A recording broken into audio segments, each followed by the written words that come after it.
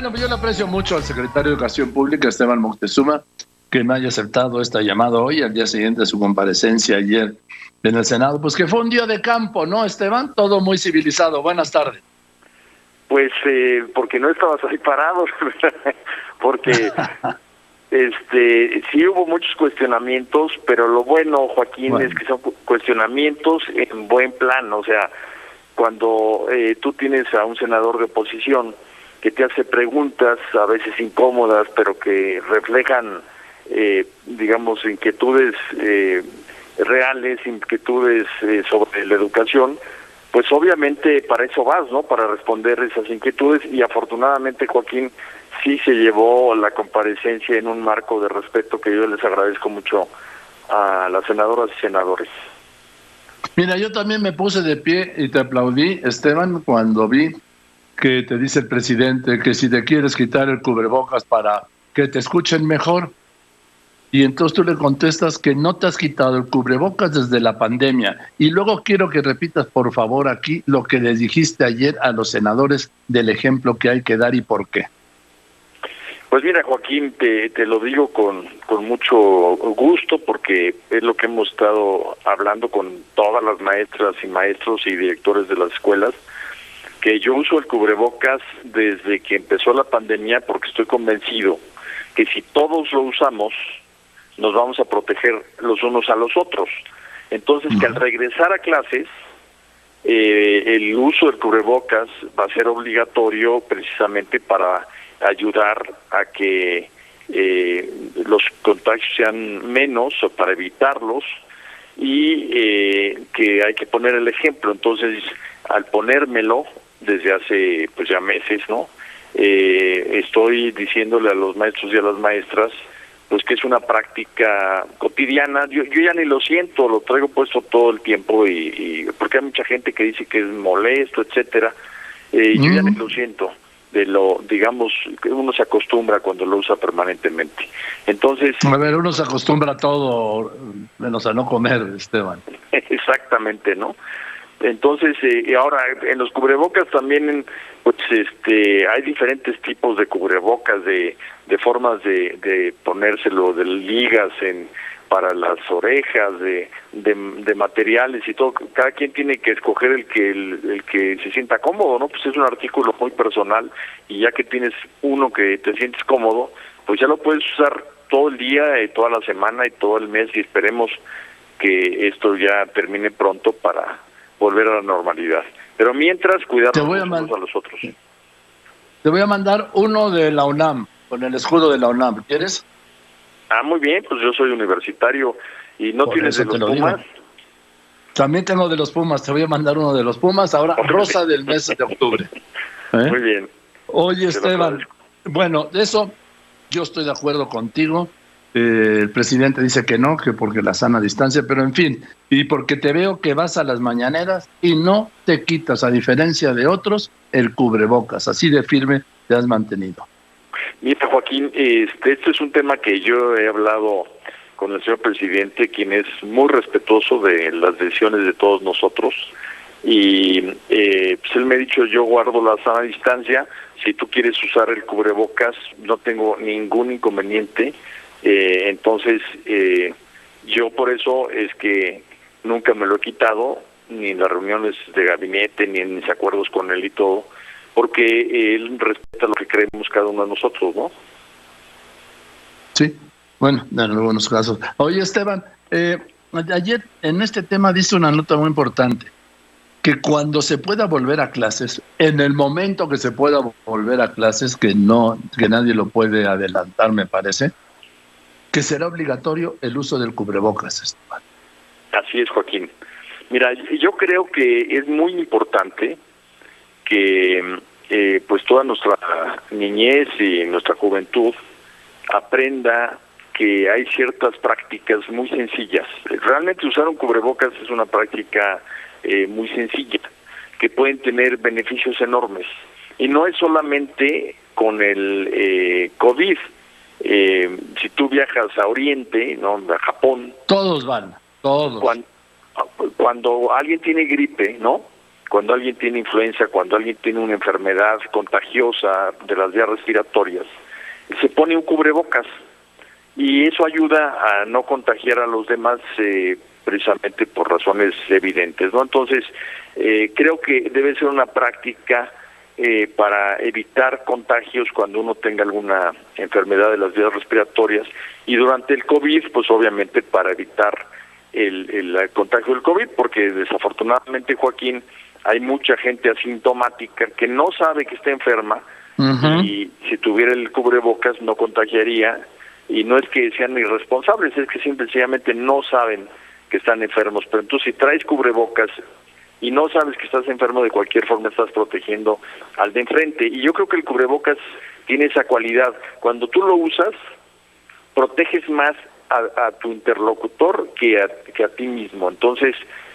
si tenemos la costumbre de que todo el mundo lo use, nos estamos protegiendo entre todos.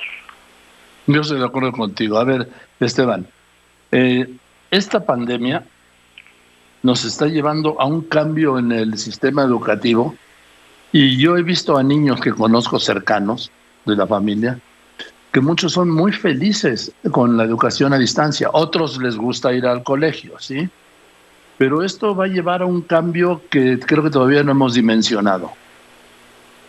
Tienes toda la razón, Joaquín. Por eso ayer invité a los senadores a que repensemos la educación post-pandemia, porque por una parte se rompió un muro mental muy importante en México, y era que había muchísima gente, padres, madres, maestras, maestros, alumnos, que le tenían miedo a la tecnología, le tenían miedo a lo digital, al internet, a utilizar las diferentes herramientas digitales. Y por desconocimiento, y otros por falta de medios, ¿no? Pues sí, es como cuando alguien no se anima a probar algo nuevo.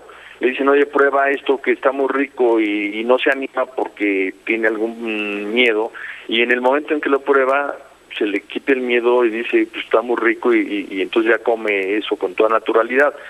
Así es la tecnología. Hay gente que piensa que es muy difícil, cuando se da cuenta que es amigable, que es sencilla, que es útil, pues entonces lo empieza a usar con toda naturalidad. Tan solo te pongo un ejemplo, el Zoom. ¿Cuántas personas han dejado de transportarse en vehículo, de moverse de un lugar a otro, y a través de los Zooms están resolviendo sus reuniones, sus decisiones, incluso hasta reuniones sociales?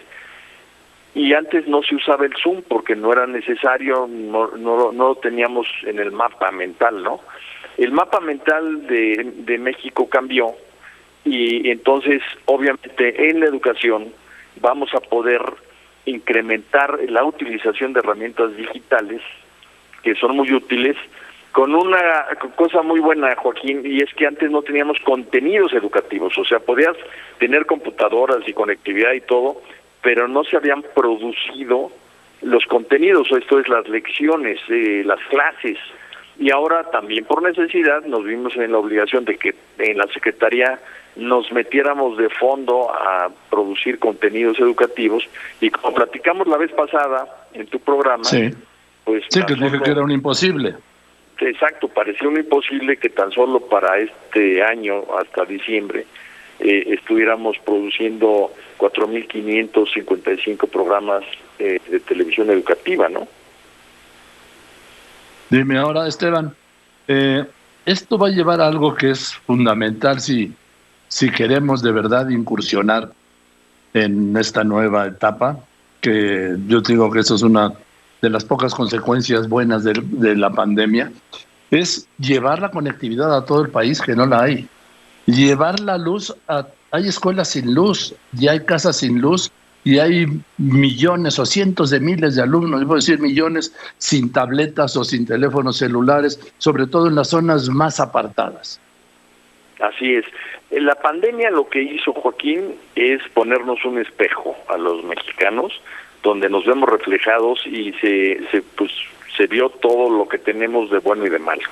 Y parte de lo malo es esa inequidad que existe, Y por eso a mí me gusta muchísimo digamos que una de las prioridades del presidente López Obrador es precisamente que en alrededor de 2 años tengamos conectividad para todos, porque en el momento que tengamos conectividad en todas las escuelas, ahí sí vamos a estar hablando de un piso parejo, ahí sí vamos a estar hablando de equidad, porque es una herramienta que le va a permitir a un niño en el lugar más apartado pues asomarse a donde quiera en el mundo del conocimiento, ¿no? Entonces esto va a ser un cambio cualitativo, Joaquín, ya no va a ser un cambio nada más cuantitativo, ¿no?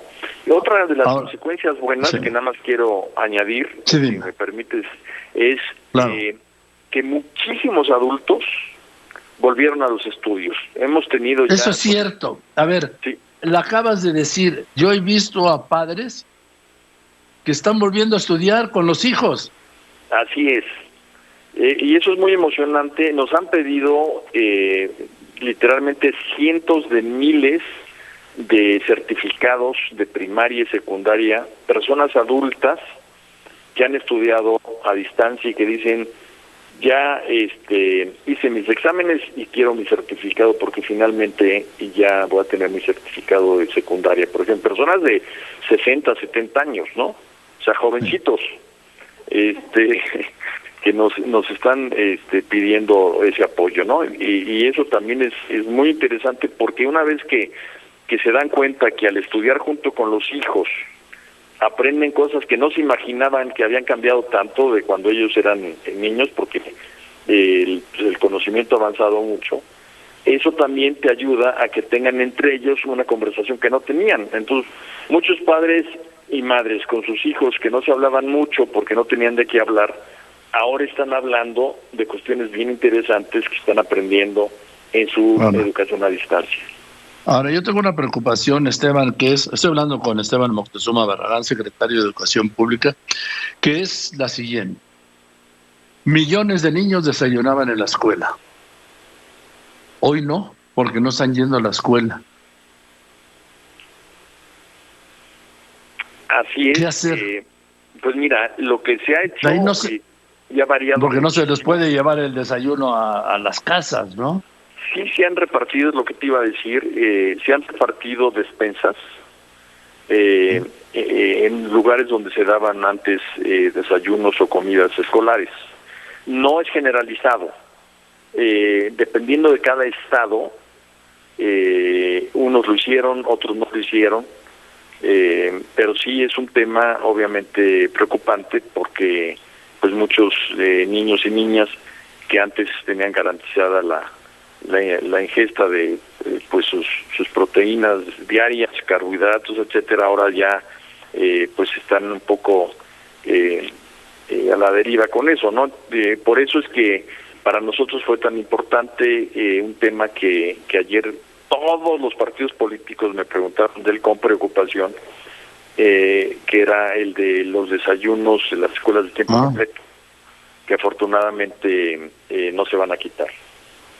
Sí, eso lo vi, por eso yo no te lo pregunté, que van a seguir las escuelas de tiempo completo, pero a mí sí me preocupa eso de los desayunos de los niños, porque millones de niños, sí, sobre todo en las zonas olvidadas, o era el desayuno escolar o era nada.